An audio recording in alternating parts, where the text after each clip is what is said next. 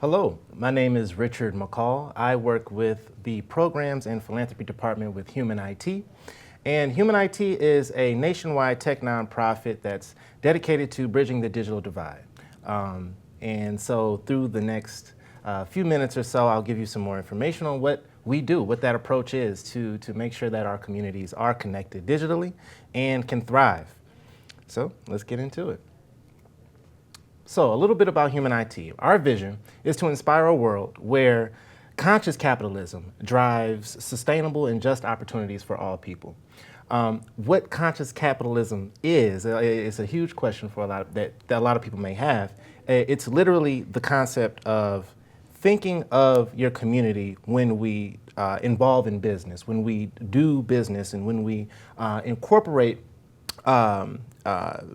commerce, right, into the community. We want to ensure that everybody is able to thrive and benefit from our contributions to business, to education, to the infrastructure that we're in. Our mission as a social or a conscious capitalist business or a nonprofit is to create equitable access to opportunity by providing devices, internet access, digital skills training, tech support, especially for communities left on the wrong side of the digital divide. While at the same time, we empower businesses and organizations to do good by diverting technology from landfills to protect our planet. So it's a multifaceted mission in what we do. It is not only to get you connected to the internet, to devices, but it's also ensuring that you understand how to use those devices. It's also taking devices that you may have thought have run its course and giving that device a new chance, a new life. So it's really an opportunity to not only learn more, but also teach each other in ways that we can benefit from technology. So what is digital equity? When we talk about digital equity, we're talking about a future in which all people, all communities are connected, where we're all informed, where we're included without barriers to access. And as we know, as time goes on, we're in a digital society, right? Everything that we do in some way, shape, or form is connected to our devices. It's connected to the internet, the information, filling out job applications, doing schoolwork, banking. Literally every aspect of our lives today have some type of tie to technology. So we want to make sure that everyone has access to that opportunity. So just as I said, digital equity literally is access to opportunity, and it's ensuring that there are no barriers in the way. So the way that we do this, just as I mentioned before, there are several approaches to ensuring that digital equity is successful. We make sure that you have a device. So what do I mean by device? It, of course, is our phone, but it's also our tablets. It's our desktops, laptops. It's smart watches. Literally all of these things that may make your life just a little bit easier. We make sure that you, one, have access to it and know how to use it. So that would come into play when we discuss our digital literacy courses. Now, we have our own course online that is self-paced. It's available 24/7. And pretty much what you can do is call our digital navigation team. They'll give you credentials, and then you'll be able to give us a call, give us a text if you have any issues. If you want to go through any of our modules together, we'll do that with you. A really cool opportunity that we have here in Michigan is that even though Human IT is nationwide, we do have a digital empowerment center here, and that's on 7 Mile in Livernois in Detroit, where you're able to get in-person support. So of course you can go online if you have access to a device and do it yourself, but if you do have questions where you could benefit from having someone walk through it with you, then you can come see us. And even if you don't have a device, we have devices there to where you could use them, whether that's a tablet, a laptop, whatever question you might have for whatever device, we could work through that in person as well. Having access to internet, of course, is integral to having a device at all. You're really being able to use it, right? So we want to make sure that you have access to the lowest cost internet in your area. We want to make sure that they're also not upselling you on things you may not need, right? So a lot of times we may think we need the highest this and the most expensive that, when in all reality, you could do just fine if you need to access internet or your email, right? Or just you want to browse Netflix or YouTube, whatever that may be. We're just going to make sure that you are you're able to thrive, right? So we're going to get on a three-way call with you and your internet service provider to ensure that you get exactly what you need, nothing more, nothing less, unless you do want, something more to kind of go a step further. So it's really just an opportunity to give you that in-person support, that human touch to technology access. And then finally, we have technical support. And so what that means is, if you have a device that doesn't work, you can come and bring it to us, and we'll be able to fix it for you. We have on-site technicians 6 days out of the week to where, if literally anything you might have, if it's software, if it's an update, if it's a minor hardware issue, you could bring it in to us, and we will assist with getting that fixed. So since Human IT has been in Detroit, we have done quite a few things that have just been awesome. So we do have a warehouse that's housed inside of Focus Hope. And pretty much at this warehouse, this is our second regional location that we're able to take in large amounts of donations, refurbish them, clean them of all data, and then redeploy them in the community. So this is really like the bread and butter, I guess you could say, to the whole mission, is taking in donations that or taking in tech donations that people give us, and then ensure that they have an extended life with a family or with an individual who may not have had that access to a device previously. So kind of how we got here, I don't think I mentioned actually. So Human IT was based in LA, and we came to Detroit in 2020. And this was right around, of course, the COVID, the pandemic. And what we realized was, and a lot of people realized was, families just don't have a computer. A lot of people, and even today, still use their phones and still use tablets to do job applications, to do homework, things of that nature. And obviously, if you've ever done that, you would know that that is tough. To write a paper on your phone or on a tablet or something like that. So we worked with Detroit Public Schools to deploy over 50,000 computers to the students. These computers they were obviously able to take home and then use as they saw fit. There was also digital navigation support that was connected with that. So if anyone had a question, they had a team that they could call literally 24/7 and get any questions that they needed answered. We were able to remote into computers and assist with any digital navigation that needed to occur. And so all of this was made possible because we had this Detroit had their first digital inclusion officer, Josh Edmonds, prior to 2020 that invited us out, and we were able to assist where needed. So Human IT, we have, as I said before, a digital empowerment space, or a place where we can really include everyone, right? So all community members are able to come to this free space and get tech support, get access to a device. If you don't have it, if you weren't able to get to a Best Buy or to a wherever, right, to pay for a device, you can come here, get a refurbished device, and then not only get that, but also get access to low-cost internet, a hotspot if you needed it, for as little as $14 a month.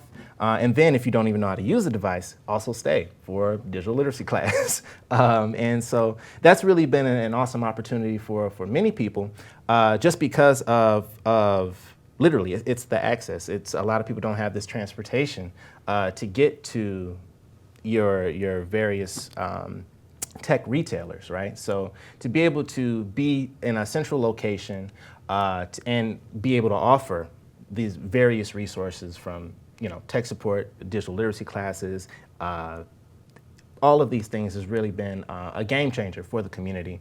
And so we're just looking to do more and expand. And so actually now the impact that we've made, it's been awesome. We've delivered over 59,000 devices across the city.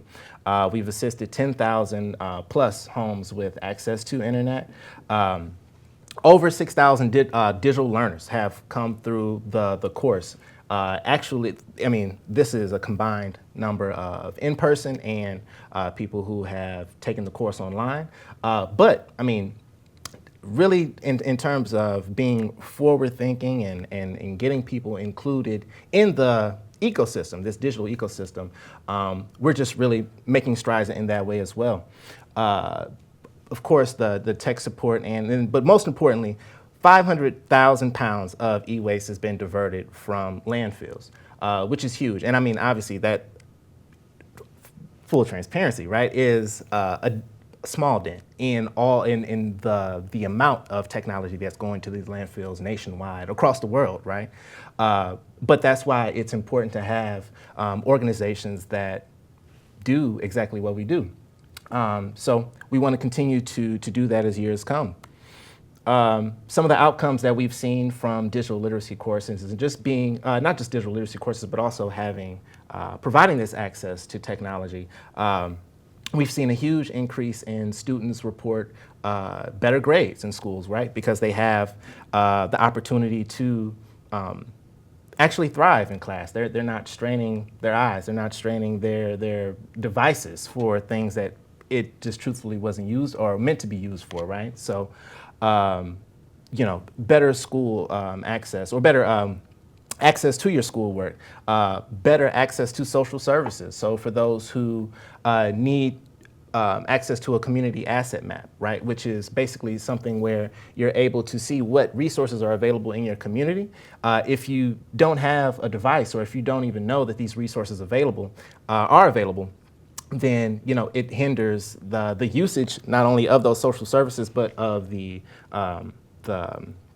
efficiency, right, of someone's life. So we are seeing great strides in that as well.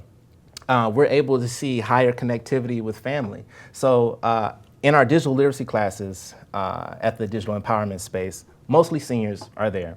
And then something that we commonly hear is this lack of access to, or lack of connectivity with family members who are on the other side of the country, right? Or even on the other side of the state.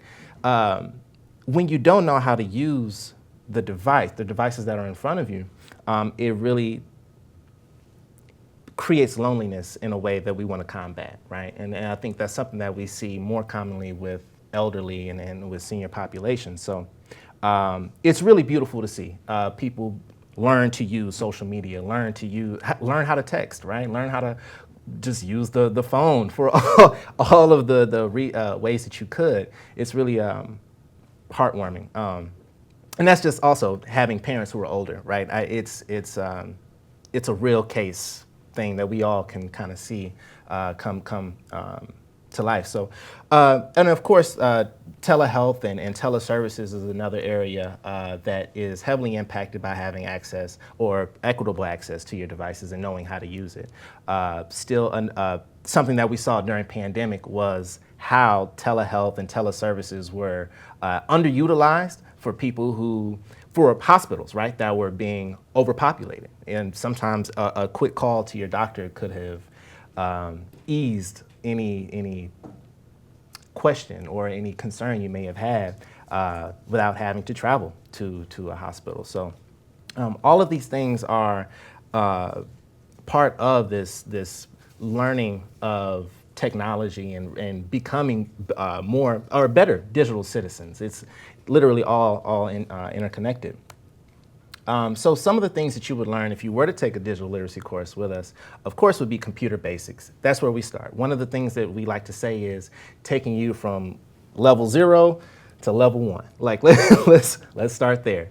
And then really what that does is a lot. Once you understand how to navigate the device, once you understand how to navigate the internet, a lot of other questions can be asked on your own. The self-discovery is amazing.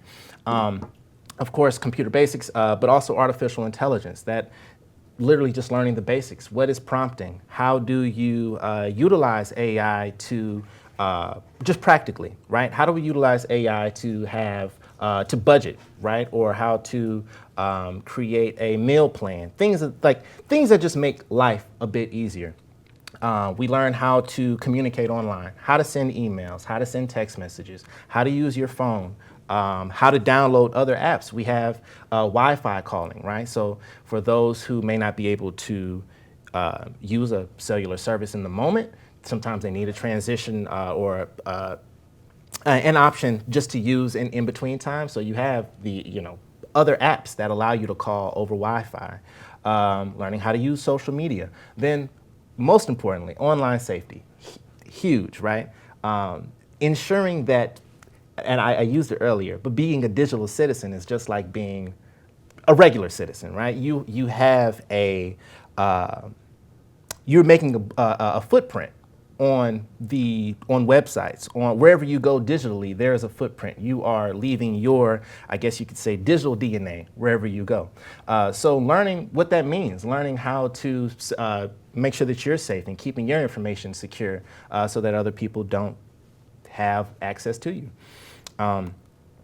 These are some of the things, of course, that we talk about in the digital literacy course. And then just to give you a little bit more detailed explanation of kind of how those modules go.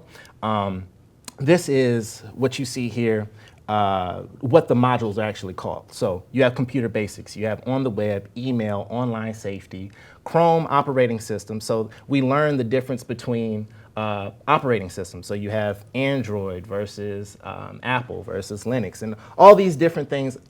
They're all different, they serve different purposes, and we talk about the pros and cons of each.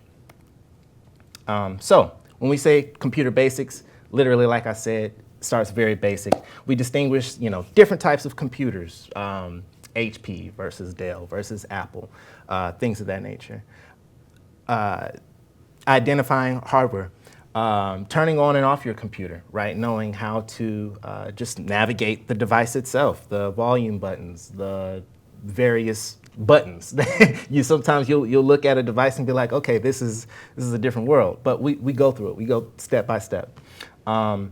Different apps, so different desktop applications and mobile applications. We talk about how to download those, how to uninstall those, and how to just customize not only your device, but also the apps to be more beneficial for however you're using it. How to use auxiliary hardware, such as your mouse and keyboard. Opening, saving files to your device, understanding local saving versus versus cloud-based data.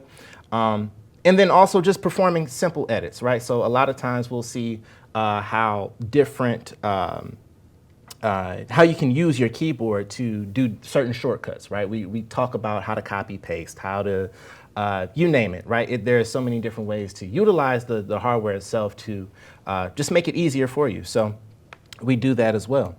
On the web, we distinguish the difference between internet and the World Wide Web, right? So the internet being the hardware itself, and the World Wide Web being the service that we use to access or to navigate the hardware.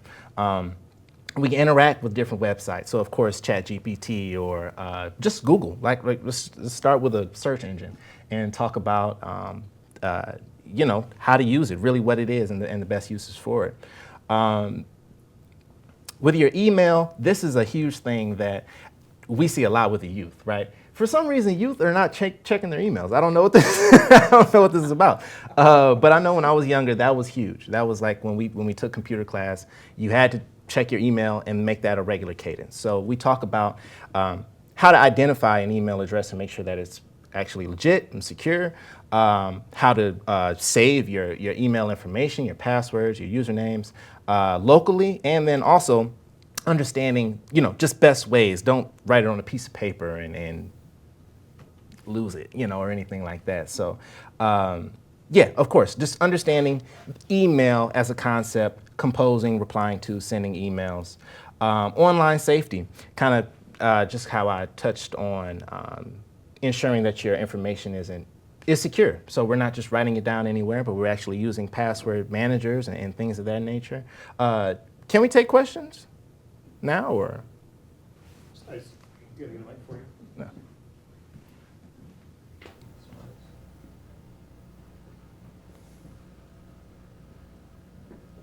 Oh, I don't need that. It's gonna be a short question. Well, So we can record it. Okay, that's good.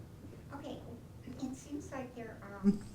The encryption, like WhatsApp and Spring and some of those, it's very disappointing because if you're using it, all of a sudden there's a message that comes up, it's no longer working or it's no longer able. What good is it if you trust encryption and it doesn't work? And that's happened like 3-4 times that I know of. You know, so that encryption, I know that there are ways to To know if it works before you try it? well, yes. So you know what? Actually, I'll tell you what. I'm going to revisit that, and I'm going to get you connected to a digital navigator to ensure that because the situation that you may be going through may be a little bit different. So I don't want to cross. It would be great. Do you want, should I give you my number when I? Absolutely. We'll Okay, absolutely that's a connect. real important one to me because. Yeah, and I think to your point, it really does speak to understanding online safety, right? And really making sure that we know how to use or know what the websites are encrypted. No, What you're counting on, because what good is working on something for years and then finding out somebody's taking out from underneath you? yeah, absolutely. It's happened to me. And that's why we're here. That's why we're gonna make sure that doesn't happen anymore. Absolutely. But yeah, so you see, it's online safety is an issue that can plague all communities. It's something that this is going to be an ongoing conversation. So we'll definitely get that situated. To just kind of to go on, Chrome, understanding what Chrome is understanding what Chrome is, right? It's a Google product that you can. It's pretty much just like a search engine, except you have all of these other capabilities within it. So Chrome houses all of the other apps, slides, YouTube. Literally, Google has done it all, right? They almost bought everything. But no, but seriously, we just talk about all the different resources within Google that you can use as well. And then video conferencing. So this is really speaking to the point of making sure that we're all connected. So things such as, how to use your mute, how to use the video, make sure that we can hear you, make sure that we can see you, learning how to hang up, things of that nature. Very simple, but all important in, just learning how to use these video softwares. So I spoke on this before, but the AI thing is, I'd say, my favorite initiative that we've really been going for, and it'd be mainly because it's something that we all talk about now. It's something that a lot of people use on a daily basis. However, you can either be underutilizing it or utilizing it in a way that doesn't. We could just utilize it better. Let's put it that way, right? And so we talk about, right, how to use ChatGPT and the other free softwares. There's softwares that can create videos for you, that can create images, that can literally, you name it. There is some type of support that has already been created. The blueprint has already been made to support you there. And it's really just learning how to utilize prompts, understanding different chains of thinking to actually communicate with these language learning models and various other AI softwares. We can learn how to write professional emails. Now, that's something we can talk about without AI, but to make life easier as professionals, as job seekers, students, right? Just learning how to have a more efficient use of your time. AI has been a game changer. I know for me. So for others, we just make sure that information is disseminated as well. Something that's huge with artificial intelligence is ensuring the information is accurate. So there is a way to ensure that you are getting the correct information. Some of that is the way that we prompt and how we, like just the initial prompt, right, can really vary. How you prompt can vary the answer that you get. So we want to ensure that we're doing effective prompting with these language learning models. And then lastly, how to boost your career and different ways that AI or the use of AI can help you within your skill development, whether that's learning how to, of course, write emails, but create a business plan, communicate with people, create schedules, right? Like there are different ways that we can, and if we really sat and just thought outside the box, AI literally is just information being regurgitated to us from us. So, you know, it's really an opportunity to just get a lot of knowledge in one place, in one concise place. So we make sure that we know how to do that. The course is about 8 hours. So if you want to do that, it's fairly quick. You could do it in a day. I doubt anybody would want to sit at a computer, and do that. But if you can, it'll really be a huge benefit, not only professionally, but also creatively, potentially as well. If you want that information, you can scan this QR code here. It'll take you to not only our website, but also if you want to sign up for the AI course, if you want to sign up for our regular digital literacy classes, then you can do that as well. If you want to come to our in-person classes, literally just give us a call. At 313-612-9990, and that will connect you with our digital navigators at the Empowerment Center. Literally just walk in. Even if it's not during a class and you just want to come ask a question, we're there for you. We are a nonprofit. We are a free resource. So we want to ensure that we are leading with human interaction, right, and being able to have that one-on-one connection. Mm-hmm. The phone number again was pretty fast. Oh, I apologize. So here right up here is 313 612 9990. Oh, I missed 9. Thanks. No problem. And so, literally give us a call, even if you just want to talk. No, I'm just joking. But but come on up and give us a visit, and we would love to show you all of the different possibilities that come with having access to technology. This is just a few of our local partners that we've done work with. So, of course, Detroit Public Schools, Detroit Housing Commission, the Rocket family of companies have been huge in working with us. Some other local partners that we've worked with, such as Class Act Detroit, they've led a beat-making workshop at the Empowerment Center, which was great. We also gave away a few iPads to the students that participated in that program.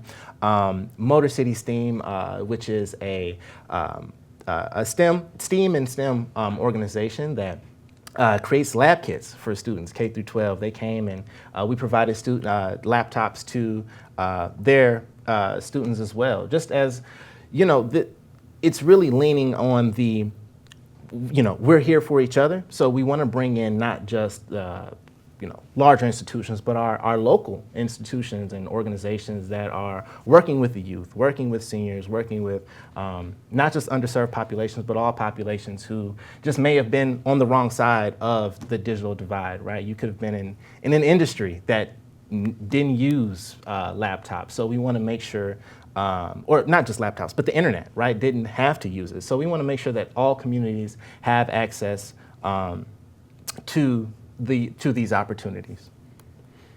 And this is pretty much the end of the slide.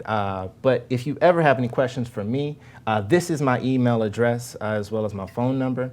You can call me at 313-612-5580. And if there's any opportunity for us to come and table or at any of your organizations or institutions, resource fairs, things of that nature. The open house. There we go. Yeah, absolutely. The open house on the 28th. Absolutely. So, I mean, this is what we do, and we want to continue to, build and create these amazing partnerships, such as with Bloomfield and the like. So, thank you so much. Thank you. Mm-hmm. And so, if there are there any questions or? Mm-hmm. Earlier, when you were talking about repurposing devices, I was just curious, are there devices that you get too many of, or are there devices that you wish you got more of? That's a great question. Okay, we receive a lot of Chromebooks. Chromebooks are that's one of the a lot of people use them, especially in across school districts use them just for the ease of it. Something that a lot of people want, I would say, are like the MacBooks, things of that nature. Of course, as a creative, now, just so you know, we take in all donations, right? So it's not just computers. It's literally anything short of kitchen appliances, right? So if it's a camera, if it's a PlayStation, right, and you just don't use it anymore, you want to find some new use for it, then you could donate it to us and get a gift receipt. Now, I was going to say, as a creative, I would love to see more cameras, more music equipment, things of this nature. I, as a DJ, like, I would love to see some turntables, some Technique turntables come in. But yeah, no, I mean, honestly, we'll take literally almost anything. Mm-hmm. How do you get your donations? Do people have to bring them to your place, or do you have drop boxes, places, and things like that? Or Awesome. Yeah. So there are a few ways that you can donate to us. Of course, we have the Focus Hope location that is on Linwood and Oakland in Detroit, Detroit's northwest side. But then also, if you give us a call, you can give me a call, you can give the store a call.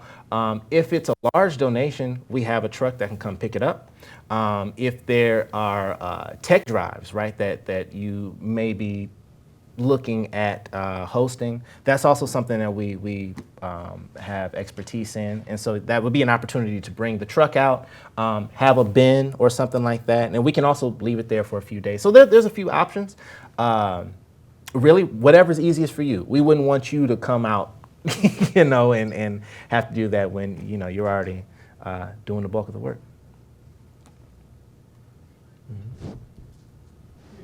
So our senior center does day trips. I know you guys have open hours. Is that something you guys would entertain? It's hosting a group that came down and had a chance to ask questions and stuff. So Absolutely. we should make an introduction at the open house then. So yeah. Absolutely, yeah. And so, I try, but we have an even more charismatic team of digital navigators teaching the courses on 2 times a day, literally, 11 a.m. And 2 p.m. So, yeah, whenever slot would make sense, we can schedule that.